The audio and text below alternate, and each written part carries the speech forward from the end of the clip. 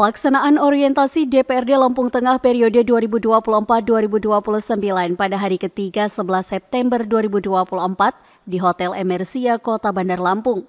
Pada kegiatan ini disampaikan beberapa materi untuk membekali peserta terkait pengenalan tugas dan fungsi anggota DPRD sebagai unsur penyelenggara pemerintah daerah. Pemateri pada hari ini disampaikan oleh Freddy selaku Inspektur Provinsi Lampung dengan materi yang disampaikan terkait tugas dan fungsi anggota DPRD yang menyangkut 3 hal yakni fungsi pembentukan peraturan daerah, anggaran, dan pengawasan. Turut disampaikan juga kegiatan ini untuk memberikan kontribusi positif terkait pengetahuan, sikap, dan keterampilan para anggota Dewan selama menjabat pada periode 2019-2024. Meningkatkan wawasan kebangsaan, integritas, dan moralitas dalam mengimplementasikan kode etik, serta menjaga martabat, kehormatan, citra, dan kredibilitas DPRD Kabupaten atau Kota. Disampaikan Freddy juga diharapkan para anggota Dewan sudah bisa langsung bekerja karena telah paham tugas dan fungsinya. Kegiatan orientasi ini juga bagian dari kontribusi Kemendagri untuk memberikan pengetahuan, sikap, dan keterampilan kepada anggota Dewan.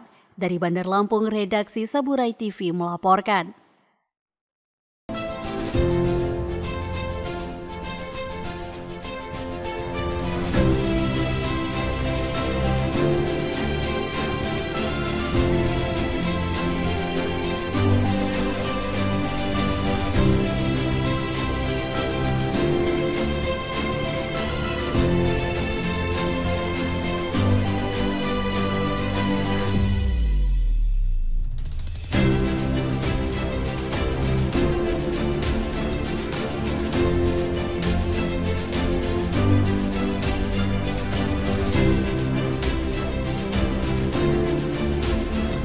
Boleh, jalan provinsi kalau kabupaten itu mampu kita limpahkan boleh, tapi dikeluarkan dari SK itu. Dari dia kan ada ini Bu, ada lampiran surat keputusan menteri itu. Biasanya jalan provinsi berapa kilometer, jalan nasional berapa, jalan kabupaten tiap kabupaten berapa. Di situ kalau berubah diusulkan oleh PU boleh untuk ditambah misalnya statusnya, jadi status jalan gitu ya. Jadi itu boleh-boleh saja Bu, cuma kita kadang-kadang prosesnya agak lama. Ya. Jadi itu Bapak sekalian dari LKPD ini KUA PPAS kita susun. Nah, KUA PPAS ini yang agak lama bahasnya biasanya, kan ya? Karena ini sudah ya.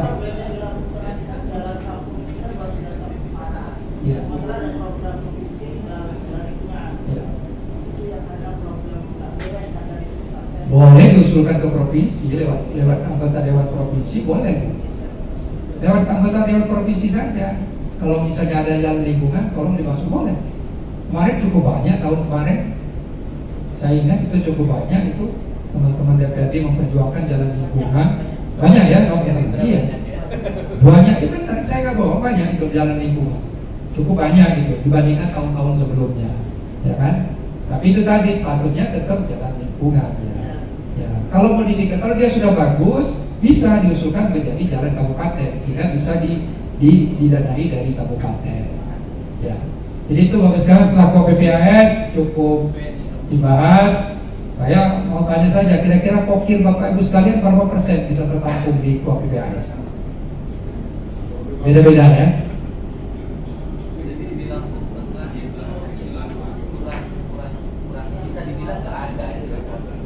Iya, kenapa? Ya, komunikasi aja. Jadi pokir itu ya memang harus dibahas oleh DPRD pimpinan.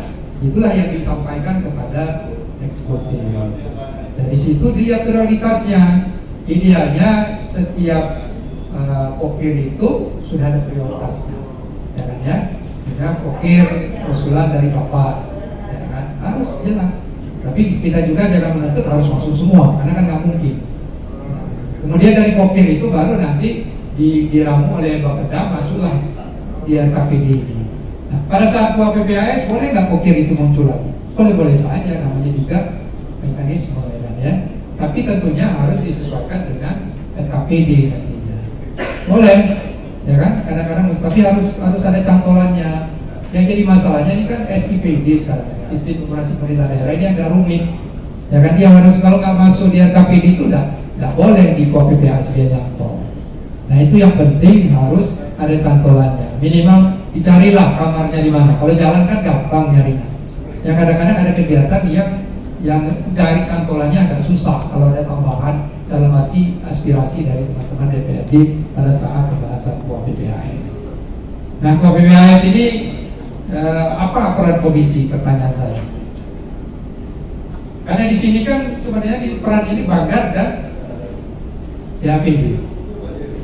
Nah, peran komisi adalah tempat konsultasi. Karena secara aturan sebenarnya komisi itu sudah diwakili oleh badan negara. Tapi di dalam mekanismenya boleh-boleh saja nih ada nomor berapa ini? Nomor 4. Badan negara melakukan konsultasi dengan komisi untuk memperoleh masukan terhadap program dan kegiatan yang ada dalam melaksanakan prioritas dalam pelaporan anggaran sementara. Ya di sinilah masuknya komisi itu, ya kan? Konsultasi sekali lagi, karena dia sudah diwakili oleh dari komisi di badan negara. Kita balik lagi nih, ya. Nah dia di sinilah mekanismenya yang agak lama di Banggar ini. Kalau di sini biasanya dari KPD sudah langsung kita buat. Pertanyaan saya kadang-kadang lama ya dari ini apa? Dari TAPD-nya masuk. Ini kenapa? Ada yang bisa jawab nggak? Kesalahan siapa kira-kira? Ini anggota lama yang tahu biasanya. Kalau lambat masuk ke dewan itu kenapa kira-kira? Karena tarik-menarik bukan di eksekutifnya, di dewannya. Nah ini untuk ke depan yang kita harus kompromi itu tadi kalau bahasa saya. Jadi jangan kalau memang kita kompromi aja sebelum dibahas ke KPPAS itu harus sepakat dulu teman-teman di dewan ya, antara komisi masuk fraksi kan ya harus jelas gitu loh. Jangan sampai nanti timpang. Biasanya giliran timpang itulah yang bikin lama di KPPAS itu. Ya kan? Ya. Ini rahasianya semuanya tergantung sekda juga, ketua TAPD ada bisa mengamankan. Ya silakan Pak. Terima kasih Pak.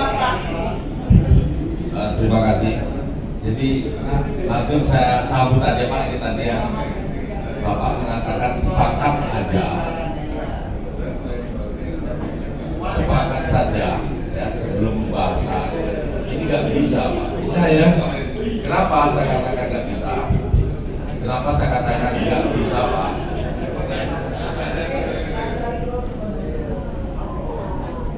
Nah, ini penting buat kita semua. Silakan. Yang pertama itu adalah bagaimana pimpinan kita, Ya. gitu. Karena selama 5 tahun kemarin pimpinan kita tuh seolah-olah hanya punya perut sendiri, anggota nggak punya perut.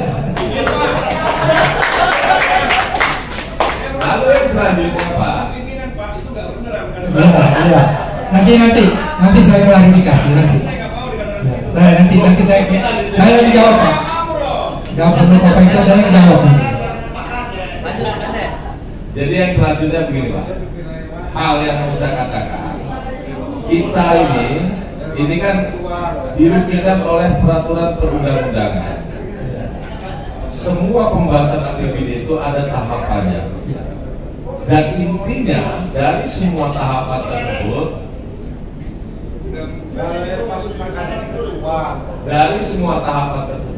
itu adalah APBD disahkan paling lambat akhir bulan November. 30. Apabila di akhir bulan November belum disahkan, DPRD akan mendapatkan sanksi yang yaitu berupa 3 atau 6 bulan haknya tidak dibayar. Nah di sini ini peluang eksekutif sebetulnya. Terserah lu mau bahas mau enggak, terserah. Yang penting gua sudah mengikuti yang namanya ini proses. Tanggal sekian sampai sekian gua udah nyerahin ini, tanggal sekian sampai sekian udah nyerahin. Lu bahas mau enggak, terserah. Kan seperti itu. Nah sebetulnya untuk kata-kata tadi pokok dan lain sebagainya Pak, kita nggak bisa berbuat apa-apa. Kenapa? Kita takut nggak mungkin dong Pak. Kita jadi DPRD sementara kita harus cari duit di luar karena ada sanksi tersebut untuk bayar Bank Lampung. Ini permasalahan sebetulnya. Akhirnya apa yang dikatakan eksekutif ini kita tertekan, mau nggak mau harus kita mengikuti dan mengesahkan, walaupun banyak hal-hal yang tidak cocok dengan katakan apa yang kita inginkan. Bahkan ada beberapa hal yang tidak sesuai dengan peraturan perundangan. Mungkin itu, terima kasih. Baik, terima kasih Pak IKD ya. IKD ya. Tersinggung. Jadi ini ya, namanya APBD ini kan ya kita bahas secara bersama. Saya juga mantan sekda juga sama ketua TAPD ya. Ada APBD sebenarnya tergantung eksekutif juga, ya kan? Eksekutif dan pimpinan dalam artian pimpinan itu kan ada ketua dan ada wakil ketua, termasuk juga pimpinan komisi, ya kan? Dia harus masuk di sana. Karena tadi kan konsultasi itu sebenarnya lebih banyak dari komisi, ya kan ya? Jadi kita berharap sebenarnya pada saat pembahasan itu, yaitu tadi kalau bahasa saya ya harus kita kompromi dalam artian yang wajar. Jangan sampai nanti ada yang setuju, ada yang tidak setuju, akhirnya anggarannya tidak disahkan. Saya pernah tahun 2000 di provinsi juga 2000 zaman Pak Sarudi 2015 ya. Gara-gara Perda 15. Ya, Perda 15. Kemudian di Pesawaran saya jadi kepala Bapeda Pesawaran tahun 2008, 2009, 2010 pernah juga seperti itu. Ya kan? Itu dirugikan kita. Bapak Ibu sekalian dirugi. Kenapa? Gaji tidak dibayar. Tetap Bapak Ibu sekalian ngampun nanti. Akhirnya dibahas juga Perda itu. Cari uang di luar. Ya. Ya. Jadi intinya begitu Bapak Ibu sekalian. Jadi memang kita harus kompromi dalam arti tergantung nanti sekda dan dalam artian pimpinan DPRD dan pimpinan komisi. Ya kan? Kalau insya Allah lah kalau pimpinan itu kan biasanya bijaksana ya. Karena dalam artian menampung aspirasi teman-teman di Dewan. Ya, sudah saya jawab Pak. Ya kan, jadi memang harus bijaksana, tapi tidak boleh menampung semua. Kalau semua ditampung ya repot juga. Nggak mungkin ya kan, ya nggak cukup uangnya. Memang yang jadi tumbal pimpinan biasanya, ya kan, termasuk pimpinan komisi. Iya, bukan hanya pimpinan DPRD, tapi pimpinan komisi pun bisa jadi tumbal, ya kan, karena beliaulah yang bisa aja komisi satu ya, komisi 2 yang tidak mengurus itu, ya pengen juga harus ada kegiatan yang terkait dengan jalan-jalan pribadi salah satu contohnya. Ibu mau ini? Iya, nggak semua harus jalan. Pokir itu nggak semua harus jalan, itu contoh jalan ya. Jalan, kemudian apalagi kegiatan-kegiatan yang berkaitan dengan komisinya. Jadi aspirasi, ya boleh, ada ternak, ada sapi, ada pertanian, ada bibit. Ya, jadi itu ya Bapak sekalian. Jadi sebenarnya ya duduk bareng lah kalau bahasa kita kan. Ngopi bareng, nobar kalau nonton bareng. Katakanlah, saya jadi saksi 2 kali sih, ada Pak Ayan ya. Tapi Pak Ayan ini udah nggak di selatan lagi ya, sudah sempat pindah beliau. Jadi begitu di sidang itu ditanya, karena ada pernyataan berkembang bahwa ada bagi-bagi proyek tiap dapil. Saya langsung nyambung, gimana saya kejawabnya ini caranya kan ya. Terlepas itu ya apa tidak, saya nggak mau jawab ya kan ya kan. Akhirnya saya begini, akhirnya Pak Henry bilang, Pak Sekda hati-hati, sampai di sini kan sambil saya katakan itu bukan bagi-bagi proyek. Jadi dapil itu kan punya aspirasi, sehingga untuk pemerataan kalau bahasa saya, kita berikanlah setiap dapil itu angka-angka tersebut, anggaran.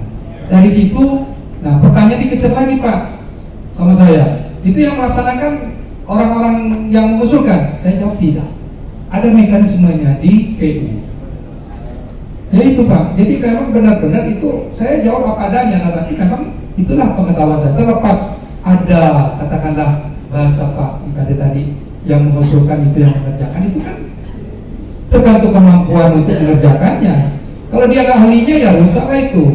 Ketemu BPK, ya itulah yang namanya kelebihan pembayaran, kelebihan volume. Benar nggak? Ya nggak ada kan?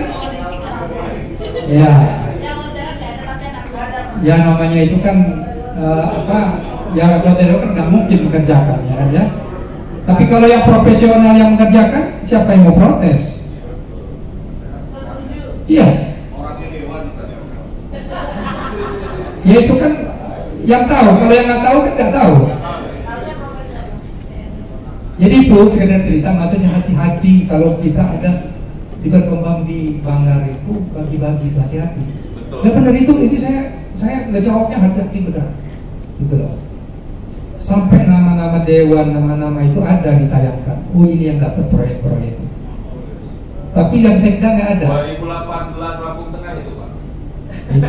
Itu cerita dulu kan ya, cerita dulu.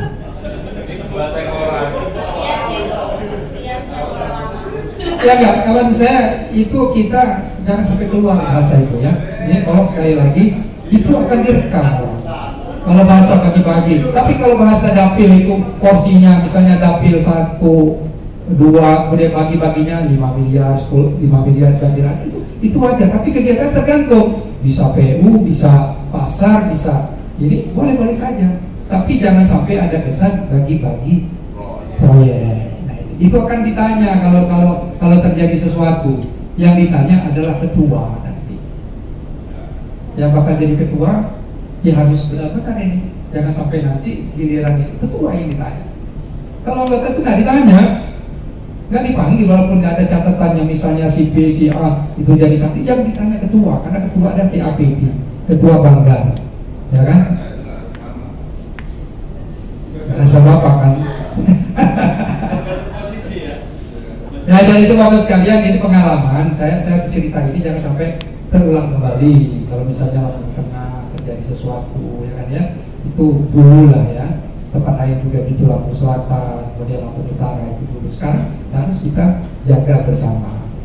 Ini karena saya ya maaf ya, sebenarnya saya itu dengan KPK itu seringkali bertanya, kira-kira kabupaten mana sih Pak Inspektur yang ini? Saya nggak mau, Bapak aja yang melihat gitu.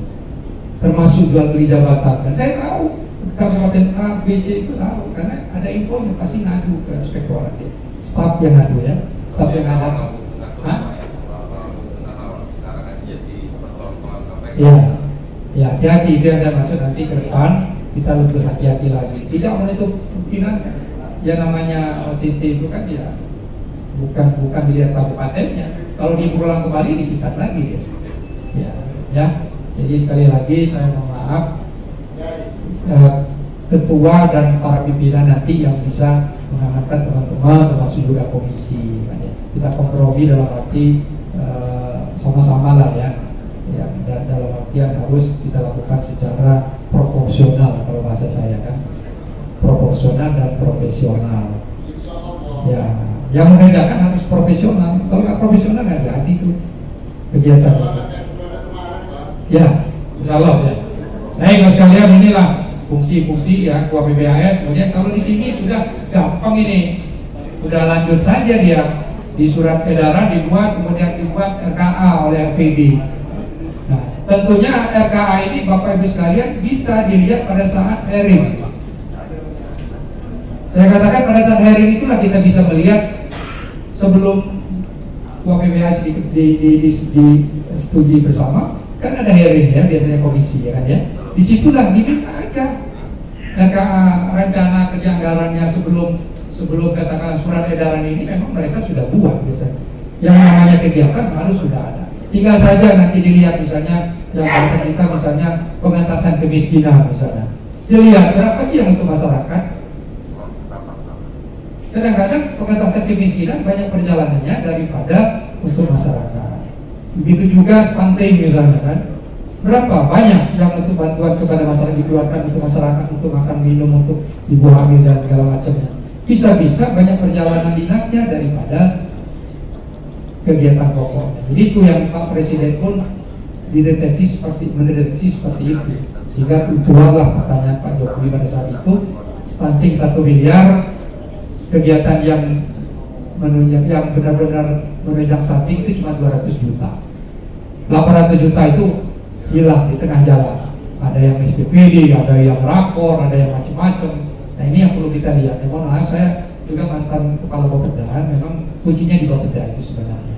Dan Bapeda harus melihat tim anggaran sehingga ini di Dewan pun nanti di komisi sudah bisa berjalan lancar. Kalau tidak, Bapak Ibu sekalian katakan dengan dinasnya bahwa ini harus dilakukan perubahan-perubahan. Karena di komunikasi ini kan hanya total saja, total kegiatan. Satu kegiatan totalnya berapa? Rinciannya ada di RKA. Ini untuk anggota baru ini perlu juga yang tahu rencana kerja anggaran ya. Kalau yang lama saya kira sudah tahu lah apa itu RKA. Setelah disusun perda, kemudian ditetapkan. Kalau evaluasi ini sudah mekanisme saja. Lalu pertanyaannya, boleh nggak berubah hasil evaluasi? Boleh kan? Kalau mandatory spending contohnya tidak terpenuhi, kesehatan misalnya, Bapak Ibu sekalian tak nyampe 10%, pasti kita kurangi dari provinsi. Jadi evaluasi itu perubahan itu terjadi manakala ada evaluasi dari provinsi yang menyatakan bahwa ini harus berubah. Iya, boleh, ya kan? Termasuk kewenangan. Kalau memang kewenangannya bukan kewenangan waktu sekalian, bisa kita rekomendasikan. Jangan sendiri aja. Ya, jadi biasanya itu terkait dengan kegiatan-kegiatan yang mandatory spending. Pendidikan misalnya, kalau dihitung sampai 20, dikeluarkan rekomendasi itu dirubah, ditambah menjadi 20%. Termasuk dana pengawasan. Sekarang kan ada aturannya dana pengawasan 0,5 sampai kepada 1% dari belanja di luar gaji dan tunjangan. Terus setelah evaluasi Pak, misal terjadilah perubahan yang besar, itu wajib disampaikan lagi ke DPRD atau tidak? Iya, justru itu di DPRD nanti dibahas. Ini loh perubahan-perubahannya disesuaikan. Karena kalau ya ada yang nggak dirubah juga, akhirnya nanti pada saat pertama lalu mungkin masih mengenal ya, ada belanja langsung, belanja tidak langsung. Tapi kalau sekarang sudah berubah, jadi ada yang belanja operasi, yang ada belanja modal, belanja tidak terduga, belanja transfer. Yang aspek pendapatannya sama dengan 5 tahun yang lalu, yaitu pendapatan asli daerah, pendapatan transfer, lain-lain pendapatan daerah yang sah. Nah, kita masuk ke yang pertama, pendapatan daerah. Ini ada 3 pendapatan daerah. Pendapatan asli daerah, pengertian asli itu berarti benar-benar dari kita yang asli, ya kan? Kalau yang di bawah pendapatan transfer itu ya sudah turun aja dari pusat, baik itu dana DAU, DAK, kemudian dana insentif, dana otsus, dana keistimewaan, dana desa termasuk. Nah, dana desa ini penting, itu setiap tahun mengalami peningkatan. Sekarang rata-rata ya, kalau di rata-rata seluruh Indonesia itu hampir 1 miliar rata-rata satu desa. Tapi tentunya bervariasi, ada yang sesuai dengan potensi desa yang ada, sesuai dengan aturan-aturan yang ada. Nah, pendapatan asli daerah ini ada pajak daerah. Nah, pajak daerah inilah yang harus kita lihat secara bersama. Pajak daerah ini bermacam-macam. Sini ada di belakangnya, kita lanjut dulu. Inilah pajak daerah khusus kabupaten kota ya. Ada yang namanya pajak berdasarkan penetapan.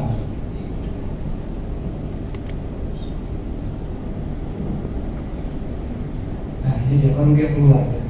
Tadi saya pancing-pancing kok keluarnya. Iya. Tadi kok bilang. Dia kecil jadi gede ya. Karena ini tetap kecil. Jenis pajak yang dipungut berdasarkan penetapan kepala daerah. Ini jenis pajak yang dipungut berdasarkan penetapan. Kalau di sini berdasarkan penghitungan, ya. Kalau di bawah berdasarkan penghitungan. Kalau ini ditetapkan. Ya. PBB. Nah, yang PBB sebenarnya bisa diprediksi. Mungkin ada yang akan sama di sini kan ya. Mungkin ya kan. Yang namanya camat pasti tahu lah berapa total PBB dibayar untuk tahun ini di kecamatan dia. Tidak perlu kita prediksi lagi, dia sudah tahu sebenarnya realisasi tahun kemarin berapa, tahun ini berapa, ya bisa diprediksi. Makanya ini saya katakan ini harus sesuai dengan kemampuan daerah. Jangan sampai PBB itu cuma 1 miliar, dinaikkan karena kita maksakan untuk pendapatan, dinaikkan jadi 2 miliar. Akhirnya yang masuk, camatnya celaka. Kasihan camatnya kan ya. Saya pernah itu tekan camat, sampai dengan Pak Sekda, ini uang pribadi saya katanya. Karena dia takut untuk ngelopinnya itu kan. Ya kan misalnya dia 1 miliar, target dia cuma dapat 800 juta masuknya. Karena supaya nama dia bagus, saya cari pinjaman dulu ini. Akhirnya dia nagih juga tetap targetnya, tapi kan kasihan gitu loh. Jadi maksud saya harus sesuai dengan porsinya PBB. Kalau PBB itu bisa diprediksi, ya saya yakin lah nggak ada ceritanya PBB itu tidak bisa diberikan karena udah ada NJOP-nya, sudah ada luas tanahnya berapa, kemudian tarifnya berapa, kemudian pajak reklame. Pajak reklame ini penting karena ada beberapa apa istilahnya vendor, tapi apa ya, orang yang punya reklame itu kadang-kadang advertising itu ya tidak patuh, ya kan? Memang ada aturan siapa yang membayar, siapa yang tidak, itu ada di pajak reklame. Kemudian pajak air tanah. Pajak air tanah ini kan ya tahu sih di Lampung Tengah banyak juga ya. Banyak kacau Pak. Kacau. Caranya begini, dipakai water meter. Jadi gini. Ya, bisa cerita Contohnya Bapak. di peraturan perundangan itu untuk pajak itu tidak boleh diborongkan. Ini akan tapi yang terjadi di Lampung Tengah. Ini sebetulnya salah satu PAD andalan kita.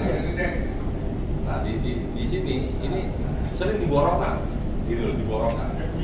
Nah kami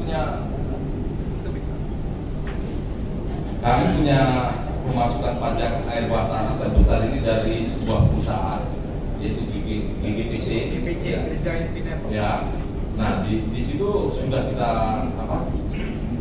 Mereka bukan pasang motor meter lagi, tapi sudah pasang apa itu yang lebih besar itu. Tapi nggak ada guna karena bayarnya masih borongan. Seperti perusahaan-perusahaan kecil yang sudah dipasang motor meter, akan tapi masih bayarnya borongan. Seperti itu. Nah di sini sudah sering kita protes ya, kita komplain karena di peraturan perundangan bahwa pajak itu tidak boleh diborongkan bayarannya. Nah, satu hal lagi Pak sekalian ini, mumpung kita bicara pajak parkir. Nah, pajak parkir ini yang kami takutin Pak, itu untuk Indomaret Alfamart yang sudah menjamur di Lampung Tengah. Sementara mereka tidak memungut parkir, pemerintah daerah ini masih menerapkan pajak parkir buat mereka. Nah, acuannya seperti apa? Kami malah bertanya. Justru di sini kami takutkan,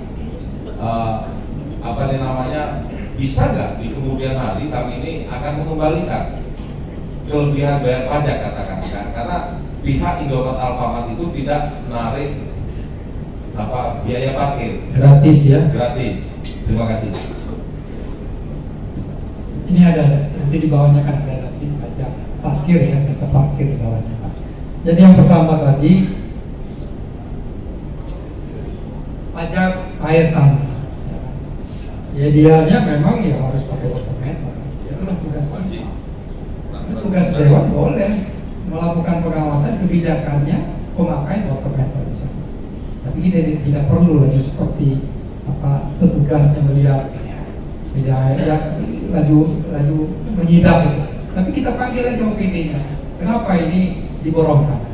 Ya, karena ada dua kemungkinan, apa sekalian diborongkan itu kan kadang-kadang ya udah pastilah lebih rendah. Ada sampingannya. Apa saya buka aja. Ada sampingannya pajak yang lain, istilahnya sampingan yang pajak borongan itu biasanya ada. Sehingga itulah teman-teman OPD yang sering saya lakukan pemeriksaan, kejadiannya seperti itu Pak. Jadi memang kita harus tegas. Kita nggak apa-apa, kita melalui komisi yang terkait, komisi 3 ya. Komisi 2 bisa di kenapa ini diborongkan? Masalahnya apa? Kalau perusahaan itu biasanya dia patuh Pak, sebenarnya dia. Cuma oknum kita, ya teman-teman kita ini, aparat kita ini ya menyuruh pakai target.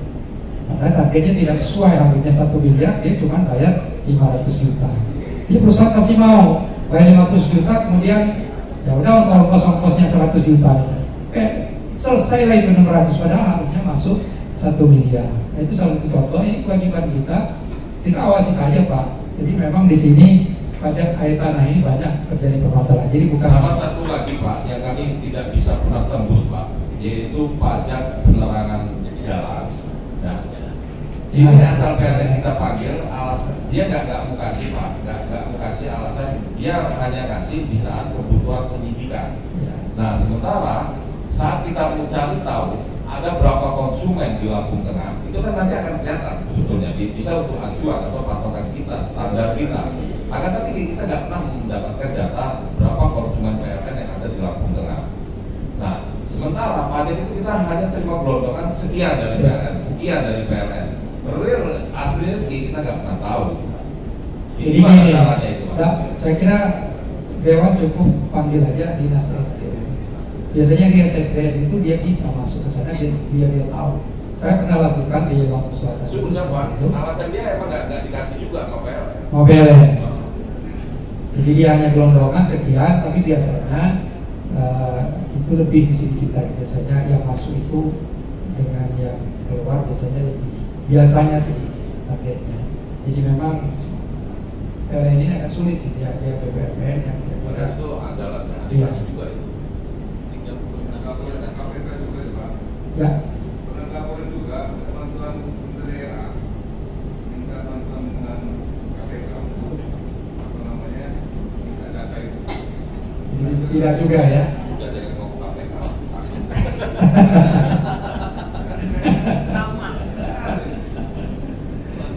Ya, jadi gini, ya nanti lah mungkin secara nasional gitu ya, bukan hanya di Lampung Tengah, tempat lain seperti itu. Jadi nanti mungkin saya coba lah teman-teman SD provinsi bisa mendekati dari PLN biasanya lewat manajer ya, sehingga bisa mereka memberikan data berapa sebenarnya potensi pajak ya, pajak penerangan jalan gitu ya. Jadi teman sekalian kembali ke pajak air tanah itu tadi ya, pajak air tanah. Tapi nanti yang parkir sini nanti. Option PKB dan BPNKB ini yang saya jelaskan tadi ini nanti langsung masuk ya, masuk ke rekening kabupaten kota. Jadi berapapun juga ya kan, semakin banyak ya semakin banyak. Bisa aja ini lebih kecil karena kemarin kan pakai persentase yang kata-kata ya bisa aja lebih besar. Ini penting, tolong dihimbau pada konstituen kita untuk bayar pajak, termasuk juga pajak mobil dinas, motor dinas. Kalau kami di provinsi, kita di parkir itu kita sidang, ya mohon maaf ya teman-teman, termasuk mobil pribadi, ya kan? Kalau ada stok di inspektorat yang nggak bayar, saya parkir. Karena kita inventaris, kita punya sistemnya bisa mendeteksi ya, biaya sekian. Oh ini belum bayar pajak. Kalau mobil dinas harus bayar, karena mobil dinas itu sudah dianggarkan. Itu terlalu kalau sampai mobil dinas nggak bayar, ya saya nggak sependapat juga. Padahal tinggal aja dianggarkan. Pajaknya kan beda, lebih murah ya. Ya bapak sekalian, sekali lagi yang ini yang penting, karena inilah urat bahasa kita selain PBB, bapak ibu sekalian itu. Di sini PKB dan BPNKB inilah yang bisa meningkatkan pendapatan asli daerah, ya kan? Ini saya buka aja. Di sana kan banyak daerah ya. Coba sekali-sekali ya kita bagaimana dengan daerah? Karena daerah itu begini, mereka ngerebet, ya kan? Bayar pajak BPNKB tahun pertama.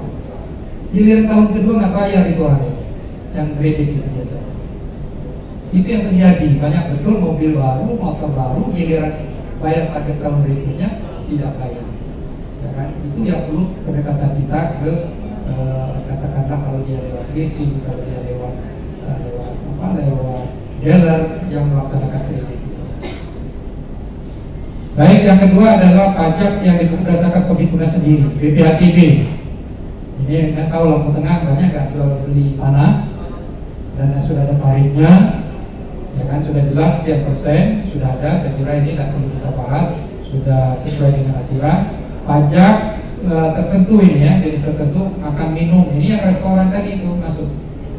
Pajak makan minum, ya kan? Inilah terapkanlah tapping box, ya kan? Ya, kalau ada tenaga listrik ada pada program. Jasa perhotelan, ini nggak banyak juga ya, doang tengah ya, nggak banyak.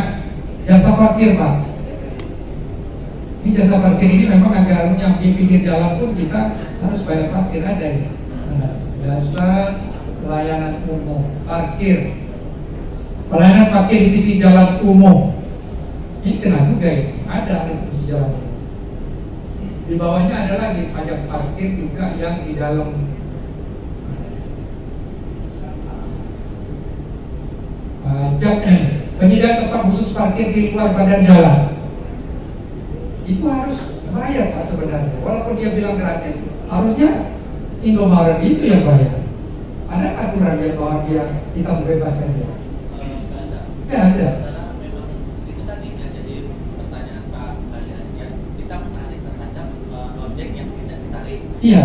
Sementara kita tariknya ke ini Ke pemilik, Indomaret. Iya. Iya. Ya itu yang benar. di kemudian nggak bakalan jadi temuan bahwa itu objeknya Bukan, tadi. gini, karena menariknya itu pajak Pak, bukan retribusi. Mereka sektornya itu pajak berdasarkan kita. Sementara kalau pajak itu kan di saat kita memungut ya, Baru dia bayar, ya. 10%-nya baru kita untuk pajak Iya. gitu. Kalau ini kan retribusi. Retribusi. Termasuk pajak ya. Nah seperti Chandra tuh oke lah, menarik kita. Cuma permasalahannya Chandra pun sebetulnya ilegal itu, belum ada izin sebetulnya. Pernah kita lakukan dulu parkir di mana? Di pelabuhan. Jadi memang harus kerjasama Pak. Jadi kalau kerjasama saja dengan Chandra misalnya ya, untuk mendeteksi berapa wajib parkir. Sudah kali kerja sama Pak. Cuma tetap saja saya penolongan bayarnya. Nah, Ya itulah sebenarnya tergantung OPD-nya lah yang menarik. Jadi kalau menurut saya kalau bicara pajak parkir ini memang ya harus komunikasi dulu dengan pihak objek pajaknya. Kalau retribusi saya kira ada masalah kalau tinggal pada saat dia parkir kan itu bisa ya saya kira kan tap ya kan ketahuan itu ya kan tergantung saja kerjasama dengan Chandra. Ini yang besar biasanya. Baik ini mungkin dengan kita bersama ke depan yang bagaimana yang harus kita lakukan. Pajak perhotelan, pajak parkir, pajak hiburan, pajak mineral bukan logam batuan. Mungkin nggak banyak ya Lombok Tengah ya, masih banyak ya. Dan selatan yang banyak biasanya. Kalau kalian mungkin ada. Ini lagi jenis pajak, kemudian retribusi. Ini yang saya katakan tadi pelayanan kesehatan. Jadi Pak, sebelum ke sana, tadi kan ada pembagian PP 35 2023 itu juga membagi kewenangan pajak kabupaten dan pajak provinsi. Yang mana?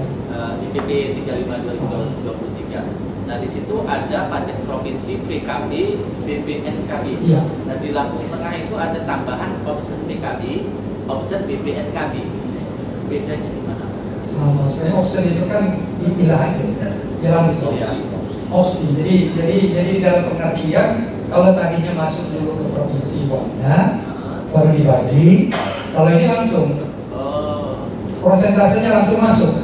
Jadi nggak masuk ke kas provinsi lagi, nggak perlu nagih provinsi lagi. provinsi kan masuk ke hutang kita. Ya itu nanti termasuk hutang BPH yang sisa tahun 2024 ini termasuk hutang. Jadi yang saya katakan tadi 5 tahun yang lalu, gubernur yang lalu meninggalkan hutang 1,7 triliun. Zaman itu Pak. Ya, itu sudah dibayar pada saat zaman dulu kemarin itu tinggal 577 juta. Jadi hutang kita kepada pemerintah mungkin nanti bisa bertambah, mungkin tidak sampai 800-an. Itulah yang menjadi beban hutang provinsi yang harus dibayar ke Kabupaten Kota. Tapi kalau yang tahun depan tidak lagi punya hutang kalau itu sudah dibayar, sudah langsung opsi ini langsung opsi masuk kepada rekening Bapak Ibu. Makanya itu saya katakan kewajiban kita bersama-sama bagaimana meningkatkan pajak PKB dan BPNKB ini. Karena selama ini mungkin Kabupaten Kota merasa oh ini ranahnya provinsi, apalagi samsat provinsi, sehingga diam-diam saja tetangga pun misalnya tidak bayar kita diam saja. Tapi kalau sekarang kita harus peduli karena dia masuk ke langsung. Ya. Baik, kita lanjut. Ini berikutnya adalah retribusi pelayanan kesehatan. Kita rumah sakit kita B, pas B ya. Nah ini kan udah BLUD kan ya? Ya komisi 2, komisi 4. Nah ini perlu juga dilihat walaupun dia BLUD ini harus jelas pendapatan dan pengeluarannya. Ya mohon maaf, kadang-kadang di rumah sakit ini bahasa saya agak nakal juga ya kan ya. Ya, ini penting kenapa? Kalau di provinsi tidak sangat ketat ya. Berapa miliar masuknya? Akan berapa jasanya? Berapa? Ya, jangan sampai dia tergantung APBD lagi, dia bangun pun minta APBD ujung-ujungnya kan. Padahal sebenarnya dananya cukup banyak. Kalau dia udah BLUD itu biasanya ada sisa dana untuk pembangunan biasanya. Jangan sampai nanti habis dengan pemeliharaan aja. Ya, penting karena rumah sakit di sana yang ini adalah yang di apa? Satu ya rumah sakit yang punya pemerintah ya. Apalagi kelasnya sudah masuk ke B, kalau salah B ya, melakukan itu ya. Saya lupa juga B ya. Hah? B? Enggak tahu. B kalau kan B C. Tergantung jumlah ini biasanya, jumlah tempat tidur. Fasilitas ya, fasilitas. Saya lupa juga ya, kelasnya. Kalau selatan itu B ya. Pelayanan kesehatan ya, pelayanan kebersihan. Ya ini tadi yang tadi kalau katanya yang di pasar ya kan ya, ini masuk ke sini ke retribusi sampah. Kalau di tempat lain itu dinas kebersihan ada, di sana nggak ada ya, di Lombok nggak ada ya dinas kebersihan masuk ke dalam dinas perdagangan ya. Ada juga yang masuk ke dinas perkim, ada juga tempat lain. Pelayanan parkir di jalan umum, pelayanan pasar yang tadi salah tadi itu, ya. Kemudian pengendalian logikasi, saya kira tambahan saja jenis usaha, tambahan ini yang terakhir ini retribusi perizinan tertentu, persetujuan bangunan gedung. Ini kalau dulu IMB. Nah penting juga IMB cukup besar sebenarnya untuk pembangunan yang bangunan baru. Tapi biasanya kalau dia rumah tinggal kemudian dia berubah, misalnya jarang dia melakukan ini. Ya, kita maklum lah namanya masyarakat tidak mampu ya, dia cuma mampu membuat bangunan, tapi mungkin nambah sedikit ya kita mampu. Tapi kalau yang baru harus ada persetujuan bangunan gedung IMB. Ini penting karena ini sangat besar sebenarnya IMB ini, karena tingkat 1 kalau dia 1 tingkat berbeda dengan tingkat kedua. Tenaga kerja asing, saya kira ada juga kan ya, di DPJ ya, ada ya. Ini dinas tenaga kerja dan kepala Taman Dayak, nggak banyak, paling dia pasir-pasir ya. Itu juga susah juga menerapkan distribusinya ya. Bapak, pengelolaan tambang rakyat itu kan bisa ditarik manakala legalisasi dalam pengelolaan tambang itu ada. Ya. Bagaimana kalau terjadi legalisasinya nggak ada, tapi tambang rakyatnya ada, Pak? Bisa ditarik nggak? Pertanyaan saya begini, kawasan hutan, ada rumah, ada pemukiman, yang punya PBB nggak bayar kan? Itu boleh saja sebenarnya. Boleh, asal dia membayar kan gitu. Yang repot kan nggak mau bayar. Ini katakan dia dia bisa aja lah kita berapa ini ilegal. Minimal dia melaksanakan nanti dia merasa itu kewajiban dia. Terlepas itu dia legal atau ilegal, ya, intinya harus bayar. Ya contoh juga terkait pajak ekspor tanah. Iya. Banyak perusahaan yang memang legalitas surat izin simpannya itu nggak ada. Pada saat kita nanya dasar nariknya apa, pajak otomatis legalisasi itu. Nah itu banyak kan juga di bawah tanah. Ya, harus ada, apalagi perusahaan di bawah ya kepada ini terkait. Kalau ketemu itu langsung dikasih tahu melalui komisi ini ya dibungut tapi nggak ada izinnya, tinggal aja izinnya diterbitkan. Ya.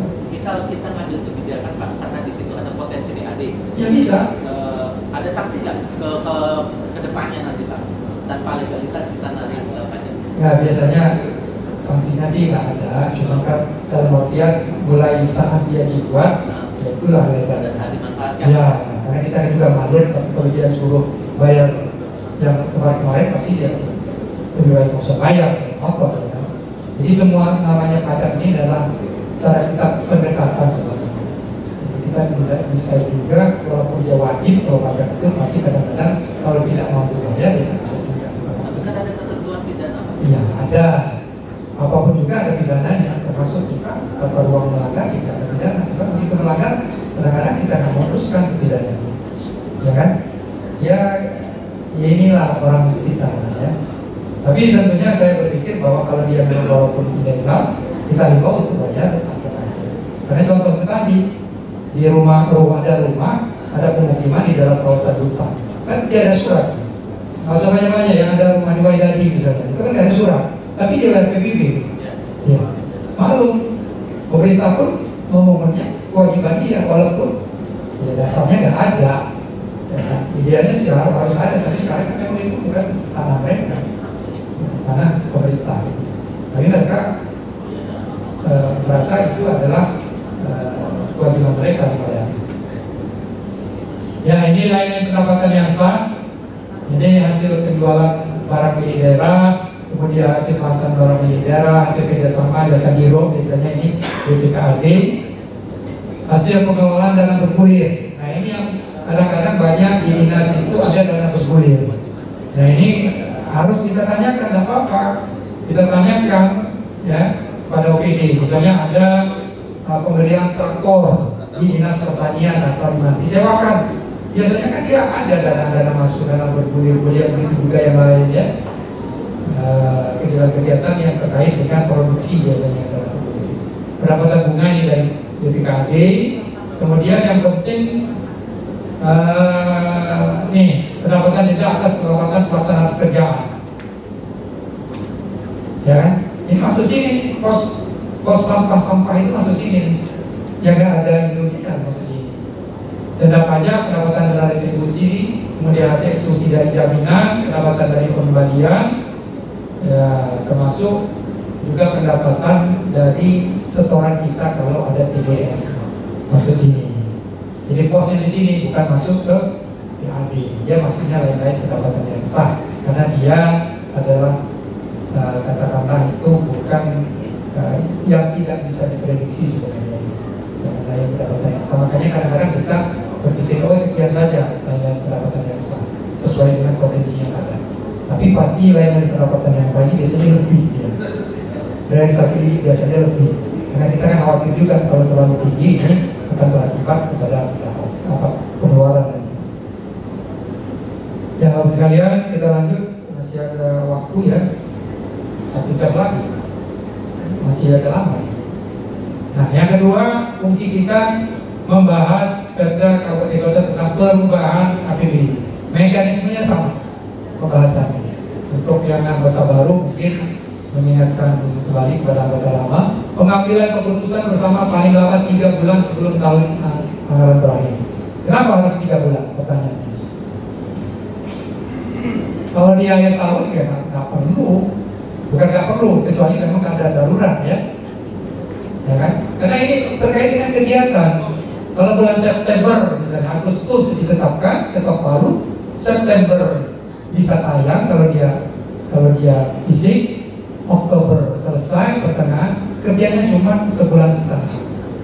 Kalau jalan bisa 5, tapi kalau bangunan ya agak sedap juga, bukan ngeri sedap, tapi sedap juga untuk menunjukkan ngasal-ngasal akhirnya tidak bagus kualitasnya. Makanya dihimbau, bukan himbau, aturannya pengambilan keputusan paling lambat 3 bulan sebelum sebelum tahun anggaran berakhir. Tapi tentunya perubahan anggaran itu biasanya kita lihat dari silpa kita ya, silpa hasil audit BPK. BPK mengaudit biasanya akan keluar pada bulan Juni paling telat. Kemudian disitulah dari angka itu kita pakai untuk perubahan anggaran. Jadi sudah pasti yang namanya silpa di perubahan itu adalah hasil dari laporan pertanggungjawaban pada tahun sebelumnya. Nah ini yang kadang-kadang kalau kita nggak sepakat, akhirnya tambah-tambah itu tidak boleh, harus sama, saklek. Kecuali yang murni ya, kalau murni kan masih diprediksi. Akhir tahun kan berapa silpanya, diprediksi saya. Tapi kalau dia perubahan, dia harus pakai angka semester realisasi tahun anggaran kemarin, ya, realisasi silpa tahun anggaran kemarin. Jadi itu baru sekalian 3 bulan itu dalam artian supaya pekerjaan itu sesuai dengan aturan. Tapi kalau darurat boleh-boleh saja perubahan, tapi tidak dilaksanakan perubahan anggaran pun tidak apa-apa. Dia menutup celah-celah. Ada perubahan anggaran itu kalau ada perubahan kebijakan dari pusat, kalau ada perubahan pendapatan misalnya. Tapi kalau pendapatannya nggak berubah, nggak perlu. Kalau ada kegiatan yang perlu kita lakukan perubahan. Ya kan?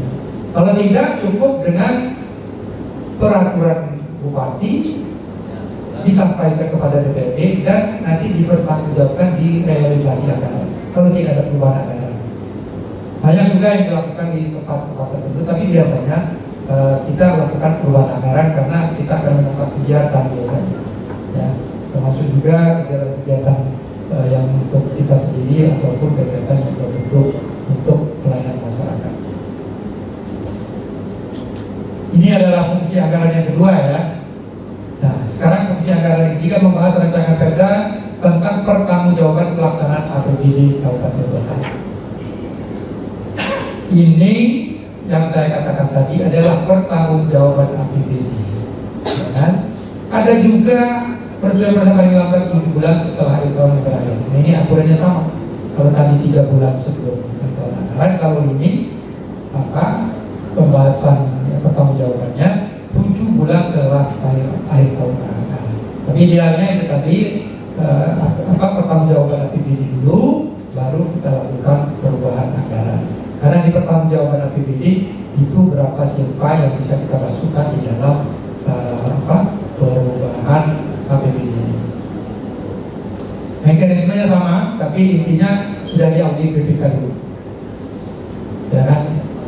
Audit BPK ini nanti ada materi pengawasan di belakang, ya. Ini baru fungsi yang kedua. Jadi itu Bapak sekalian, mekanismenya sama, ya. Pembahasan perdanya urutannya sama seperti itu, seperti biasa, ya kan?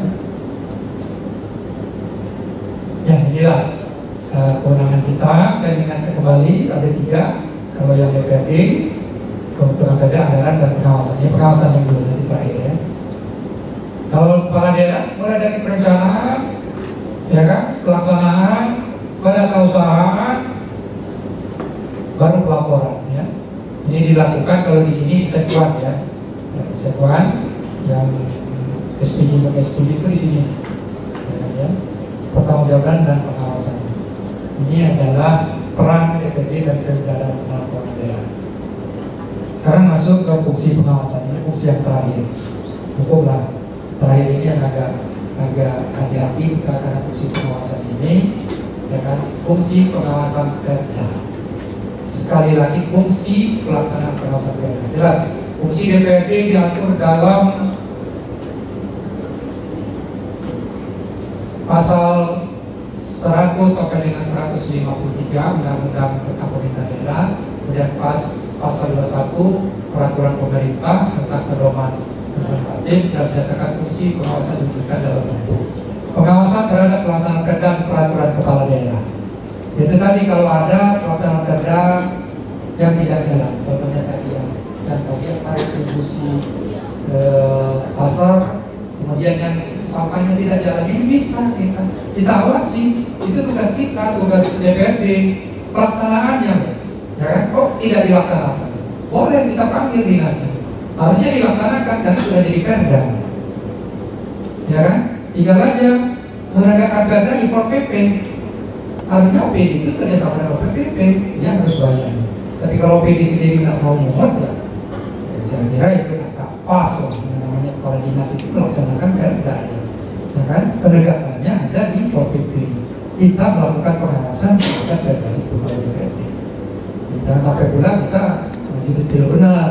Sebenarnya kadang-kadang ya teman-teman ada yang sampai detail kerja pelaksanaan seperti mengaudit, seperti inspektorat periksa, itu tidak boleh juga. Karena kita hanya pengawasan terhadap pelaksanaannya. Ya.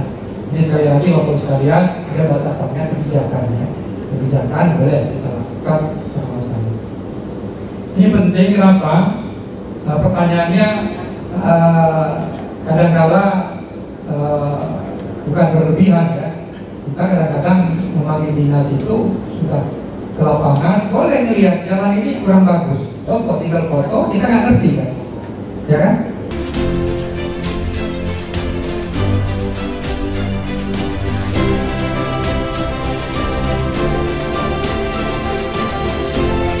Peran dan fungsi DPRD ini sangat penting. Kenapa? Di dalam kegiatan sehari-hari justru inilah yang dilaksanakan. Jadi ada tiga fungsi pembentukan Perda. Yang pertama itu mulai dari pengusulan rencana program pembentukan Perda diusulkan, kemudian dibahas, kemudian yang kedua ada fungsi anggaran. Fungsi anggaran inilah APBD, isi APBD, mulai dari pendapatan asli daerah, pendapatan transfer, pendapatan desa, kemudian selain itu fungsi belanja. Ya, belanja itulah yang sehari-hari kita lakukan. Fungsi belanja ada operasi, belanja modal dan belanja tidak terduga serta belanja lain-lain. Jadi tentunya ini sangat penting karena disinilah ujung tombak di dalam pelaksanaan pembahasan. Jadi mulai dari penyusunan APBD, kemudian diperdakan, termasuk juga perubahan APBD, diperdakan, pertanggungjawaban APBD. Kemudian ada fungsi yang terakhir, fungsi pengawasan. Fungsi pengawasan ini baik itu pengawasan terhadap pelaksanaan Perda maupun pelaksanaan terhadap tindak lanjut dari hasil temuan BPK. Jadi inilah sebenarnya yang lebih teman-teman Bapak Ibu DPRD ini yang harus kuasai. Karena fungsi dalam arti fungsi DPRD ini di sinilah yang ada 3 fungsi itu tadi. Ya, materi yang lain bukan tidak penting tapi mendukung dari sini. Ada sistem pemerintahan, kemudian ada aktualisasi, kemudian ada yang wawasan kebangsaan. Ya. Saya kira itulah motornya ada di fungsi ini tadi, fungsi DPRD. Ya. Tadi kita sempat dalam materi itu ada beberapa contoh temuan BPK itu yang sebenarnya bisa diselesaikan Pak ya? Ya, jadi temuan BPK itu kan ada dikasih waktu 60 hari. 60 hari itu harus selesai. Kalau tidak jadi masalah, ya kan ya?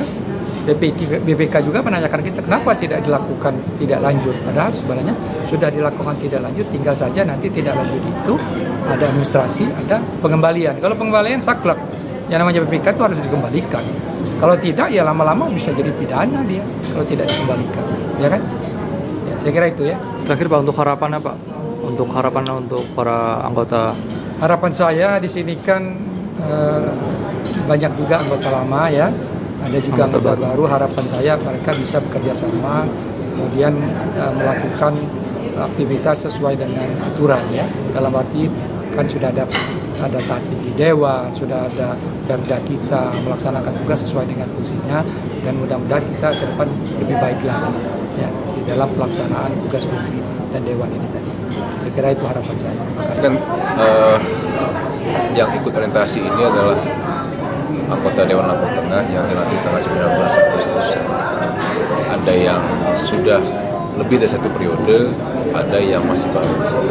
Itu kita semua akan menyesuaikan yang diberikan materi oleh narasumber mulai dari kemarin, hari ini dan besok, sehingga harapannya anggota DPRD Lampung Tengah bisa menjalankan tugas pokok dan fungsinya yang terutama terkait dengan penganggaran, legislasi dan pengawasan sesuai dengan peraturan yang berlaku. Ada yang unik tadi terkait ada masa temuan BPK itu, tanggapannya sendiri seperti apa yang terjadi miskomunikasi dan macam yang di BPK itu lanjutnya seperti apa nanti Pak untuk pengawasan itu sendiri? Ya kita pelajari dulu seperti apa, kan kita belum tahu. Yang pasti sekali lagi kalau dia temuan tentu harus ada penyelesaiannya sesuai dengan aturan lagi. Jadi semua itu menurut aturan ya Pak Ketua untuk ya, pasti contoh dong. kasus Pasti dong. Karena dia temuan kan berarti nggak ikut aturan kan. Saya kira aturan saja. Untuk Lampung Tengah sendiri pengawasan kita seperti apa nantinya Pak Ketua, atau pembagian porsi sendiri nanti kan ini AKD kan belum dibentuk nih. Ya, yang pasti kita selesaikan dulu internal. Pembentukan pimpinan definitif, kemudian pembentukan alat kelengkapan, tata tertib, dan lain-lain. Itu tugas ketua sementara. Selesai itu baru nanti kan kita bicarakan dengan semua, ya.